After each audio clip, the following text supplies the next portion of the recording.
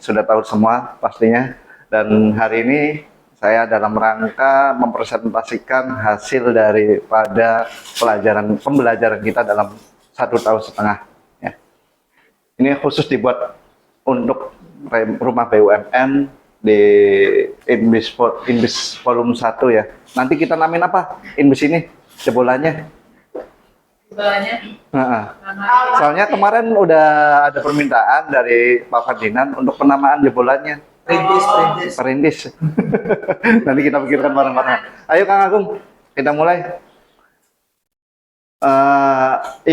Hal yang pertama yang diberikan oleh Pak Meriza adalah financial literacy atau fotokopian mengenai tentang finansial keluarga. Itu yang saya ingat betul, yaitu pengelolaan keuangan keluarga, dan sangat saya ingat rumusnya adalah 50, 30, 10, 10. Ini angka 3 ya. Di layar kelihatannya seperti 5. Bagaimana penerapannya? Penerapannya di awal mula usaha kami berdiri, kami tidak serta-merta menerapkan 50% untuk keperluan sehari-hari, kemudian 30% untuk investasi.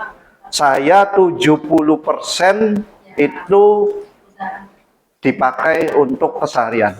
Itu saya jujur. Dan cuma 10% buat investasi. Mungkin sisanya 5% itu baru yang lain-lain gitu. Baru setelah usaha beranjak setelah 3 tahun, 50, 30, 10, 10 ini kami intens menjalankannya.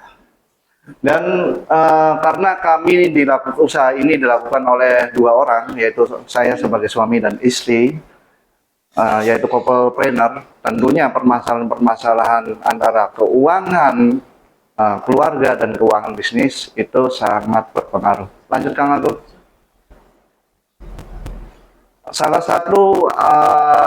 satu agar terpisahnya keuangan tersebut, kita menggunakan 2 rekening. Biasanya agar bisa terpantau, rekening istri saya pegang, rekening saya istri pegang gitu, biar saya nggak selingkuh juga kan gitu. Biasanya kalau orang kampung, kalau orang sana Indramayu, Tajam sana, kalau misalkan udah banyak uang, godaan pertama berberatnya adalah wanita gitu. Jadi uang saya dipegang oleh wanita. Itu kenyataan Pak. Rekening keluarga saya yang pegang, rekening usaha istri yang pegang gitu. Jadi begitupun dengan handphonenya atau verifikasi 2 langkahnya, itu kita pakai silang-silang. Dari hal tersebut nanti kita silang-silang juga. Untuk jatah bulanan saya kasih kepada istri, kemudian untuk jatah usaha istri kasih kepada saya, agar repot, tapi ini lebih aman untuk usaha couple-planner. Di awal-awal ya, kalau di sekarang ini kita sudah terbuka, lebih nyaman gitu, lebih enak, lebih saling percaya lagi. Lanjut Kang Agung. Entrepreneurship, jelas kita ketahui bersama bahwasanya entrepreneurship adalah sifat yaitu menciptakan peluang untuk merubah menjadi sesuatu yang bernilai ekonomi. Itu kami terapkan, ataupun saya pribadi terapkan pada diri sendiri tentunya. Orang lain khususnya adalah karyawan-karyawan saya. Kemudian umumnya ya masyarakat sekitar gitu, ataupun teman-teman dalam circle saya. Dalam alam atau planet ini, next kami bakal meluncing sebuah produk yang sustainable, yaitu eco fashion. Nanti di slide berikutnya kami akan jelaskan sedikit. Dalam jangka panjang tadi saya sempat bahas dan tumbuh, alhamdulillah Mawar Fashion sendiri sudah bertumbuh di batas maksimal UMKM. Apa itu batas maksimal UMKM? Dalam negara sendiri membatasi nilai UMKM itu 2,5 M per tahun ya untuk usaha kecil. Nah, ketika 2,5 M ke atas, kami memiliki kendala gitu. Dan alhamdulillah saya dipertemukan dengan Inbis. Kendala manajemen tersebut pastinya bakal bisa kami atasi. Lanjut Mas Agung. Sebentar ya pedasnya ya Mas Agung. Mindset kewirausahaan, punya visi yang jelas, selalu mencari peluang. Next aja Mas Agung. Yang jelas adalah bisnis sebagai ibadah. Itu saya sangat tekankan untuk kami dan karyawan kami. Kompetensi seorang wirausaha selalu kami ingat bahwasanya TP sama dengan TR minus TC. Gitu. Itu jelas banget. Profit oriented. Dalam usaha itu nggak ada namanya melas ataupun kasihan. Dalam usaha itu nggak ada namanya saudara, uang itu buta warna gitu ya. Jadi jelas ketika usaha harus usaha. Walaupun dalam perjalanannya masih ada hati nurani, maksudnya dalam perjalanannya kami selalu tersandung dengan masalah kasus sosial. Saya mengesampingkan nilai profit nih, saya mengutamakan nilai sosial. Ujung-ujungnya saya kejeblos, ujung-ujungnya saya rugi. Itu sering kali saya alami. Dan di 1 tahun setengah ini saya benar-benar menerapkan profit oriented. Kalau nggak ada untungnya, saya nggak mau gitu. Kecuali ada untungnya besar, kemudian kita bersodakoh di lain tempat ataupun pada porsinya, itu nggak jadi masalah. Knowing manajemen FMOH-nya jelas, kemudian digitalisasi dan seterusnya. Ini sampai di akhir adalah legal. Kita sudah memenuhi kompetensi seorang usahawan karena haki sendiri sudah kami dapat, perusahaan sudah berbentuk dengan CV dan lain-lainnya. Kang Agung, karakter seorang wirausahawan jelas untuk dirinya harus memiliki integritas, jujur, disiplin, ulet, dan memiliki tanggung jawab khusus untuk dirinya dan lingkungannya. Lanjut Kang Agung.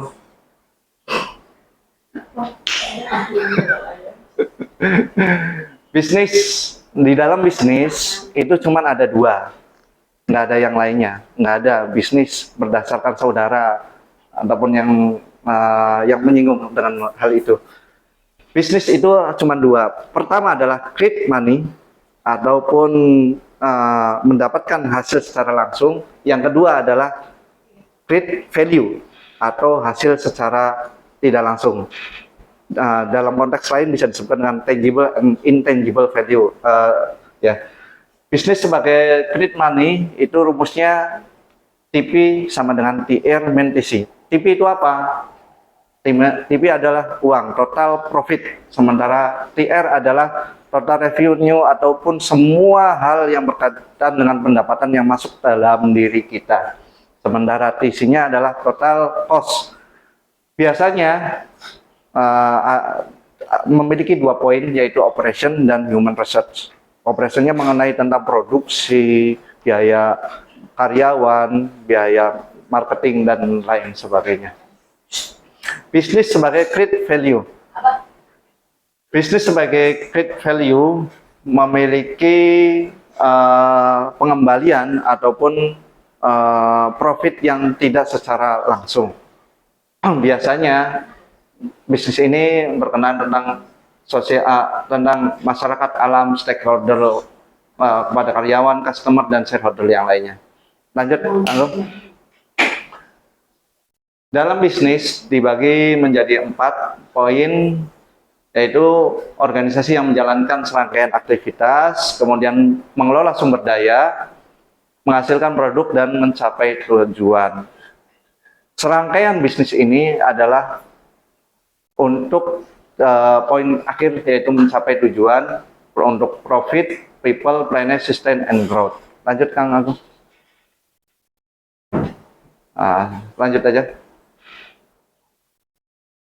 Manajemen bisnis. Manajemen bisnis sudah sama seperti yang tadi ya, tentang masalah bisnis. Lanjut Kang Agung. Peran digitalisasi. Nah, saya bisa panjang lebar untuk menjelaskan peran digitalisasi karena bagaimanapun Mawar Fashion itu berdiri dari digital dulu ataupun dari online dulu baru offline gitu. Jadi kami sudah melakukan pemanfaatan digital untuk pertama adalah operasional. Dari awal mula marketing hingga stok, warehouse, inventory, barcode, fotografi, semua halnya itu kami lakukan secara digitalisasi. Baru setelah digitalisasi tersebut tidak terpenuhi ataupun tidak mampu lagi menampung, kami beralih ke offline, yaitu menambah ruang atau membuat gudang-gudang baru karena sudah tidak mampu lagi menampung daripada kegiatan digitalisasi ini. Kemudian yang kedua adalah marketing. Jelas sekali Mawar Fashion ini poinnya adalah untuk di e-commerce, sosial media, website, dan lain-lain yang berkenaan dengan online. Itulah target market kita. Adapun yang belanja secara offline itu adalah bonus. Kami anggap sebagai bonus saja. Lanjut, tanggung.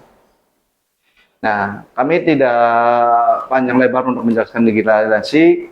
Jelas ini adalah sampling daripada toko kami. Satu toko kami, Mawar Fashion Cirebon, memiliki pengikut 74.000 di Shopee dan bergabung 6 tahun lalu gitu ya. Performanya 99% hitungan jam. Kemudian penilainya 4,8 dari 59 mungkin ya, 596.000 penilaian gitu. Jadi sudah jelas perusahaan kami ataupun bisnis kami memiliki sustain ataupun memiliki masa yang sudah lama dan siap untuk dikembangkan kembali. Lanjut, Kang. Lanjut aja. Terus Kang. Nah, empathize. Saya sedikit berbicara tentang riset ya. Riset pun kami lakukan secara digital. Ini design thinking yang tadi slide sebelumnya adalah mengenai empathize. Produk busana Muslim anak memiliki tren market yang besar, belum terpenuhnya market ataupun demand di pasaran. Nah, itu asumsikah atau cuma sekedar pendapat gitu ya? Kita perlu buktikan. Karena target market kita adalah online, saya menggunakan database dari online pula. Salah satu database yang sering saya ambil adalah di Google Trend, www.google.trend.id. Kita bisa menggunakan trend ataupun untuk membuat sebuah nama produk, judul produk menggunakan Google Trend ini. Saya garis bawahi saya kasih ambil contoh 4 yang ada di produk, 4 kata yang ada produknya di Mawar Fashion. Pertama, koko anak, gamis anak, baju koko anak, baju gamis anak. Keempatnya memiliki rate yang luar biasa. Kalau berdasarkan data, saya tidak bisa melihat dengan jelas karena ini tren selama 1 tahun. Kebetulan kemarin sudah habis menginjak Ramadan, makanya trennya naik banget. Itu sampai yang melihatnya adalah 200 juta orang untuk mencari produk gamis yang warna merah itu gamis anak. Nah, memang di tahun ini kami mengalami sedikit penurunan omset. Mengapa? Di tren sudah jelas. Yang warna kuning adalah baju koko anak dan warna hijau, kemudian yang warna biru koko anak. Itu lebih turun pencariannya di Google Trend daripada gamis anak dan baju gamis anak. Memang sudah jelas di Google pun demikian gitu. Jadi ya wajar penurunan, kami mendapatkan penurunan, walaupun begitu kami masih aman gitu, dalam status aman. Lanjut Kang Agung. Kami Define, kami membuat dengan empathize tadi, kami membuat baju muslim anak untuk memenuhi demand tersebut. Desain yang kami pilih adalah simple, estetik, sesuai dengan tren market 2023 tentunya. Idenya baju koko anak dan gamis anak lah. Ini seperti ini adalah pesanan seragam. Ini gambarnya. Lanjut. Prototype, ini salah satu prototype yang sudah berhasil tentunya. Yang sudah berhasil, yaitu Koko Haidar dan gamis Haira. Gamisnya dinamakan kode SKU-nya Haira, Kokonya Haidar. Tes ternyata waktu itu modal kami belum cukup. Ini waktu tahun 2001 ya, kami membuat produk ini. Modal kami itu belum cukup. permintaan banyak, butuh varian size yang lengkap untuk memenuhi kebutuhan permintaan pasar. Ternyata ketika membuat sebuah produk sarimbit seperti ini, butuh effort yang besar, khususnya di modal keuangan. Sehingga kami mipil lah seadanya. Tapi alhamdulillah habis semua produk tersebut. Oke, lanjut. BMC-nya saya soroti di sini adalah target market yang bakal saya jelaskan di akhir cerita. Lanjut aja kan. Terus ini saya waktu masih muda. sekarang agak sedikit tua. Ini waktu di Danau Changwon ya. Changwon itu sebelahnya Busan di Korea. Itu sebelah utaranya lagi. Profil lengkapnya bisa diklik aja langsung. Ayo ke bawah. Opportunity dan tim ya. Saya akan jelaskan. Tim kami memiliki 10 orang yang terlibat sebagai admin. Menurut Bapak tadi sebenarnya sih karyawan ya, bukan tim ya. Memiliki 10 orang yang terlibat sebagai admin. Kalau di hari-hari biasa seperti kayak gini, kami memiliki sekitar 30-an penjahit lepas. Artinya kok borong aja gitu, diborong lepas. Kalau mau lebaran bisa sampai 80-an. Alhamdulillah. Lanjut. Creativity, ya, membuat produk busana dengan kekinian berbasis SWOT analysis. SWOT analysis ini perlu diketahui kami sudah melakukannya semenjak mulai dari awal berdirinya Our Fashion, dan ini sangat berpengaruh gitu. Kemudian leadership-nya dalam lingkungan usaha kami menerapkan asas kekeluargaan sehingga para admin bisa senyaman mungkin dan bekerja. Briefing pada pagi hari kami lakukan untuk menjaga keseimbangan informasi dan visi misi perusahaan. Nah, satu hal yang kawan-kawan perlu ketahui, saya itu sudah menjodohkan dua orang admin gitu. Kemarin sudah menikahkan antara admin ini sudah menikah. Nah, sekarang ini habis raya Gung tahun depan ini bakalan menikah lagi gitu. Jadi sudah terjadi dua kali pertemuan admin, Pak. Saya sendiri heran, saking nyamannya gitu ya. Kami pun di lingkungan admin ini gitu, di tim ini kami menganggap mereka itu sebagai keluarga. Setiap tahunnya kami adakan jalan-jalan bareng, itu pasti ya. Kemudian karena kawan-kawan kita ini belum berumah tangga, saya bantu pengelolaan uang biasanya. Dari keseluruhan gaji yang mereka terima, saya ambil waktu awal-awal itu kami melatihnya 100.000 karena gaji mereka kan 2 jutaan. Saya ambil 100.000. Saya menerapkan seperti apa yang saya terima di Korea dulu. Gitu. Kebetulan saya hidup lebih 10 tahun lebih dulu ya daripada di Indonesia. Jadi saya dari masa depan dari Korea tiba ke Indonesia gitu ya. Bagus di Korea itu dari perusahaannya 100.000, dari karyawannya 100.000. Jadi teman-teman itu mempunyai tabungan 200.000. Setahun kemudian diambil dalam bentuk emas gitu. Jadi alhamdulillah kawan-kawan ada yang sudah punya 5 gram, ada yang lain-lain gitu ya. Lanjut, bisnis plan kami, lingkungan misi perusahaannya membuat produk fashion muslim yang selalu mengikuti tren terbaru, terus meningkatkan kualitas produk dalam negeri agar terus bisa bersaing mempertahankan eksistensi pasar di Indonesia. Yang ketiganya membangun dan menjaga kesediaan konsumen. Visi perusahaannya jelas ada di tagline perusahaan kami, yaitu indahnya berbusana muslim.